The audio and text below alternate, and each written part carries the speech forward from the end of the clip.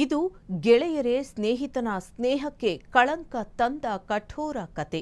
Current ತಗುಲಿ ಸಾವಿಗೀಡಾದವನ ವಿಷಯ ಮರೆಮಾಚಲು ಗೆಳೆಯರು ರಕ್ಕಸ ವರ್ತನೆ ತೋರಿರುವ ಮನಕುಲುಕುವ ಘಟನೆ ನಡೆದಿದೆ. ಈ ಸುದ್ದಿ ನೋಡಿದ ಮೇಲೆ ಇವರು ಗೆಳೆಯರಲ್ಲ ಅಂತ ನೀವು ಹೇಳದಿರಲ್ಲ. ಇಷ್ಟಕ್ಕೂ ಆಗಿದ್ದಿಷ್ಟೇ. ಅದೇನೆಂದರೆ, ಶಾಲೆಯಲ್ಲಿ 10ನೇ ತರಗತಿ ವಿದ್ಯಾರ್ಥಿಗಳಿಗೆ ಬೀಳ್ಕೊಡುಗೆ ಸಮಾರಂಭವನ್ನ ಆಯೋಜಿಸಲಾಗಿತ್ತು.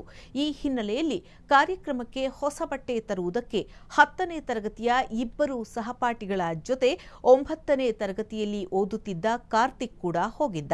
ದಾರಿ ಮಧ್ಯೆ ಅವನಿಗೆ ಬಾಯಾರಿಕೆಯಾಗಿದೆ.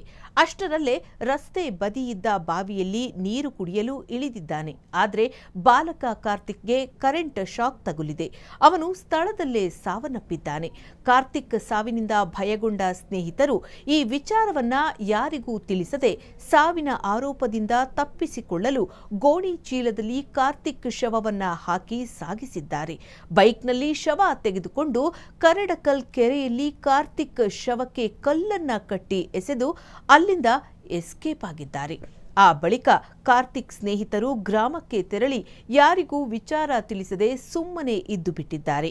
ಇತ್ತ ರಾತ್ರಿಯಾದರೂ ಕಾರ್ತಿಕ್ ಮನೆಗೆ ಬಾರದೆ ಹೋದಾಗ ಅವನ ಪೋಷಕರು ಮಗನಿಗಾಗಿ ಹುಡುಕಾಟ ನಡೆಸಿದ್ದಾರೆ.